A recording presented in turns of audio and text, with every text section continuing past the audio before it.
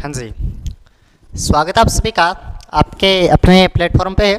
तो जो भी चैनल पे नए जुड़े उड़ान कोचिंग लालगढ़ पे तो जल्दी से चैनल पे नए हैं जो जल्दी से वीडियो को लाइक कर देना, चैनल को सब्सक्राइब करना और सभी ग्रुपों में शेयर भी कर देना। अगर वीडियो अच्छी लगे तो एक अच्छा सा प्यारा सा लास्ट में कमेंट, पहले नहीं बोलता आपको कमेंट किया करो, अगर लास्ट में वीडियो आपको अच्छी लगे तो लास्ट में एक अच्छा सा प्यारा सा कमेंट भी कर देना, ठीक है। तो अपने जिस कड़ी के अंदर 5 मिनट की फ्राटेदार क्लास के अंदर बात कर रहे थे उसी कड़ी के अंदर 5 मिनट की फ्राटेदार क्लास के अंदर पुनः लौट आए हैं उसी स्पीड के साथ में, उसी CAT एग्जाम को देखते हुए बहुत इंपॉर्टेंट फैक्टों के साथ में। तो अपने आज बात करेंगे राजस्थान की आंतरिक अपवाह की नदियां।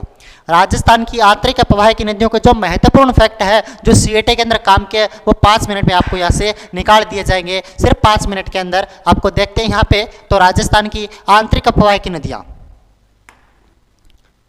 आंतरिक अपवाह की नदियां।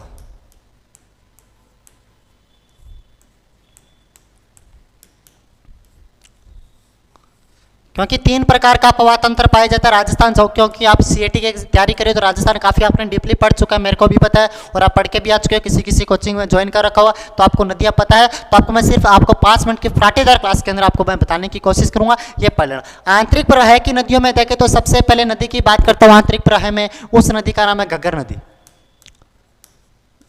घग्गर नदी, घग्गर नदी के बारे में बात सुनना।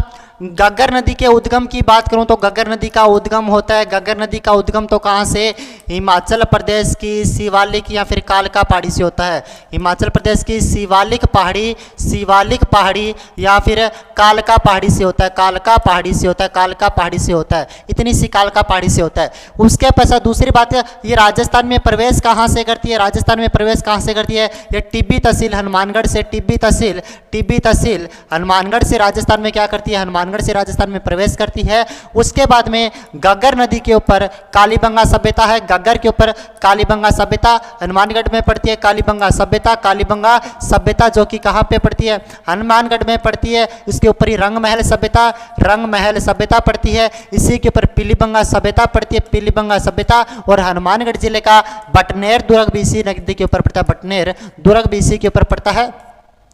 फिर बताऊं, पाकिस्तान में इसका पानी फोर्ट अब्बास तक पहुंचता है, फोर्ट अब्बास तक इसका जब फुल उफान पे होती है तो पाकिस्तान में इसका पानी फोर्ट अब्बास तक पहुंच जाता है। इसकी टोटल लंबाई 480 किलोमीटर, 480 किलोमीटर टोटल लंबाई है। आंतरिक प्रवाह की सबसे लंबी नदी कही जाती है, आंतरिक प्रवाह की सबसे लंबी नदी कही जाती है कौन सी नदी, घग्गर नदी। घग्गर नदी के अगर मैं उपनाम की बात करता हूं तो नट नाली मृत सोतर, नट नाली मृत सोतर, सरस्वती हकरा हरावल। ये घग्गर नदी के उपनाम के घग्गर नदी के बारे में। उद्गम शिवालिक कालका पहाड़ी टिब्बी तहसील से प्रवेश किया, कालीबंगा रंगमहल पीलीबंगा सभ्यता बटनेर दुर्ग इसी के ऊपर फोर्ट अब्बास 480 किलोमीटर इसकी लंबाई, 465 किलोमीटर इसकी लंबाई पड़ती है, 465 किलोमीटर लंबाई। आंतरिक प्रवाह की सबसे लंबी नदी नट नाली मृत सोत्र सरस्वती हकरा या फिर ये इसके उपनाम पड़ती है। दूसरी नदी की अगर मैं बात करूं तो दूसरी नदी है कांकनी नदी की बात करता हूं। कांकनी नदी, कांकनी का उद्गम तो कोटड़ी गांव की पहाड़ी से होता है। कोटड़ी गांव की पहाड़ी तो जैसलमेर में पड़ती है, कोटड़ी गांव की पहाड़ी तो जैसलमेर में पड़ती है। मिठा खाड़ी नामक स्थान में विलुप्त हो जाती है, जैसलमेर के अंदर ही यह बुझ झील को जल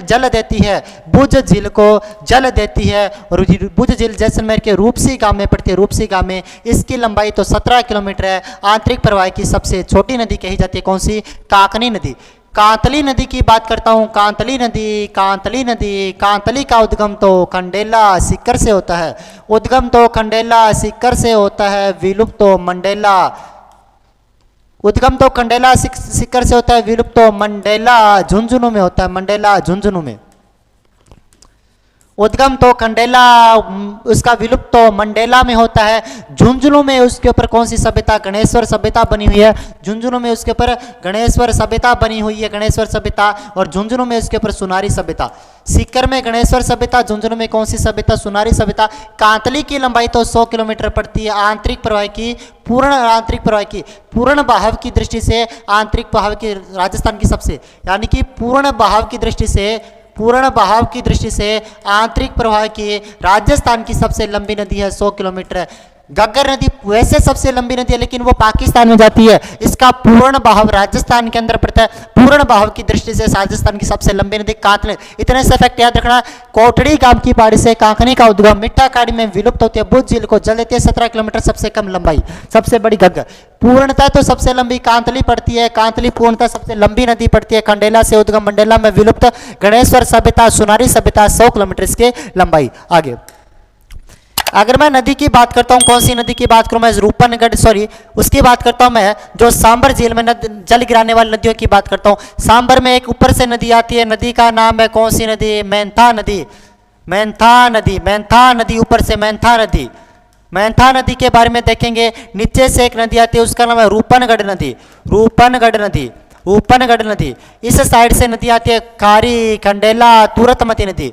खारी, खंडेला, खारी, खंडेला, तुरतमती, तुरतमती। सांबर झील में जल गिराने वाली ये सांबर झील, ये सांबर झील है। सांबर झील में जल गिराने वाली नदियां कौन कौन सी है, ऊपर से मैंथा नदी, नीचे से रूपनगढ़ नदी, खारी, खंडेला, तुरतमती। मांथा का उद्गम तो जयपुर से, मैं से मैंथा, मैं से मनोहरपुरा पहाड़ी से होता है। मनोहरपुरा पहाड़ी से इसका उद्गम होता है। मैं से मैंथा, मैं से मनोहरपुरा पहाड़ी से। रूपनगढ़ का तो रूपनगढ़, रूपन कुचिल, रूपन कुचिल, कुचिल तहसील से होता है। नागौर की कुचिल तहसील से उद्गम होता है रूपनगढ़ नदी का। इसी रूपनगढ़ नदी के ऊपर निम्बारक संप्रदाय की प्रधान पीठ कौन सी पड़ती है, सलेमाबाद है। निम्बारक संप्रदाय की प्रधान पीठ कौन सी है, सलेमाबाद, इसी रूपनगढ़ नदी के ऊपर पड़ती है। सांबर झील में टोटल 5 नदियां चल गिरती है। मैंथा नदी, खारी, खंडेला, तुरतमती, रूपनगढ़, कुचिल तहसील से होता है। उसके पश्चात अगर मैं बात करूं तो एक नदी का नाम है साबी नदी। साबी का उद्गम तो जयपुर की सेवर की पहाड़ी से होता है। साबी से सेवर की पहाड़ी से होता है। मैंथा का मनोहरपुर की पहाड़ी से होता है। साबी का सेवर की पहाड़ी से होता है। सेवर की पहाड़ी के पश्चात अलवर में बहने के पश्चात हरियाणा के नजफगढ़ झील के अंदर जाके अपना जल गिरा देती है। हरियाणा में नजफगढ़ झील में जाकर, नजफगढ़ झील में जाकर अपना जल गिरा देती है। ये कौन सी नदी होती है, साबी नदी। एक नदी और है रूपारेल नदी। रूपारेल की बात करता हूँ। रूपारेल, रूपारेल अलवर, अलवर जिले में। रूपारेल का उद्गम तो अलवर जिले की थानागाजी तहसील की उदयनाथ की पहाड़ी से होते हैं। उदयनाथ की पहाड़ी, यानी कि रूपा रेल बना देते हैं। अगर कोई लवर होता है उसकी रेल बना देते हैं थाने वाले, और बना के उसे नाथ बना देते हैं। यानी कि अगर कोई लवर होता है उसकी रेल बना देते हैं, वो भी थाने वाले रेल बनाते हैं, बना के उसे नाथ बना देते हैं। रूपा रेल नदी का उद्गम अलवर की थानागाजी तहसील की उदयनाथ की पहाड़ी से होता है। अलवर के पश्चात भरतपुर के कुशलपुर नामक स्थान पे जाके विलुप्त हो जाती है। कुशलपुर नामक स्थान में जाके क्या हो जाती है, विलुप्त हो जाती है। इस नदी के ऊपर क्या बना हुआ है, सीकरी बांध बना हुआ है। इसी के ऊपर मोती झील बांध बना हुआ है, मोती झील बांध बना हुआ है। और इसी के ऊपर अगर मैं बात करता हूं तो कौन सी, इसी ऊपर सीकरी बांध, मोती झील बांध, और इसी नदी के ऊपर डींग महल बने हुए, डींग महल बने हुए। इसी रूपारेल नदी को लसवारी बरा नदी भी कहा जाता है। लसवारी, बारा और बरा नदी भी कहा जाता है। ये आपकी आंतरिक प्रवाह की नदी यहाँ से कंप्लीट होती है। एक बार पीछे से रिवाइज कर लेना। सबसे घग्गर का उद्गम तो शिवालिक की पहाड़ी से होता है। टीबी से प्रवेश किया, कालीबंगा, रंगमहल, पीलीबंगा, संवेता, बटने, दुर्ग, इसी के ऊपर फोर्ट बास्ते पानी पहुंचता है। नट, नाली, मृत, सोतर, सरस्वती, अकरा, हरावली से कहा जाता है। कांकनी तो कांकरी कोटड़ी गांव की पहाड़ी से मिठा खाड़ी में जल विलुप्त हो जाती है। बुझ झील को जल देती है। 17 किलोमीटर आंतरिक प्रवाह की सबसे छोटी नदी। कांतली खंडेला से उद्गम, मंडेला में विलुप्त। खंडेला से मंडेला। सीकर में गणेश्वर सभ्यता है। मंडेला में सुनारी, 100 किलोमीटर लंबाई, पूर्ण भाव की दृष्टि से आंतरिक प्रवाह की सबसे लंबी नदी कही जाती है। साबी तो सेवर की पहाड़ी से उद्गम होता है। मैंथा तो मनोहरपुरा पहाड़ी से उद्गम होता है। खारी, खंडेला, तुरतमती सांबर झील में जल गिराती है। रूपनगढ़ का तो कुचिल तहसील से होता है। रूपनगढ़ के ऊपर तो निम्बारक संप्रदाय की प्रधान पीठ इस्लामाबाद स्थित है। उसके पश्चात बात करूं तो रूपारेल तो अलवर थाना गंज तहसील उदयनाथ की पहाड़ी से होता है। और इसी के ऊपर भरतपुर में कुशलपुर में विलुप्त हो जाती है। इसी के ऊपर भरतपुर में सीकरी बांध, मोतीझील बांध, डींग महल बने हुए। रूपारेल के उपनाम तो लसवारी, बारा और वरा पड़ते हैं। यहाँ तक आपका कंप्लीट होता है। बाकी पड़ेगा अपने नेक्स्ट 5 मिनट की नई क्लास के अंदर नए फ्राटे के साथ में। तब तक के लिए थैंक यू। अच्छे लगे तो वीडियो को लाइक शेयर व सब्सक्राइब भी करना और एक अच्छा सा प्यारा सा कमेंट भी कर देना। धन्यवाद।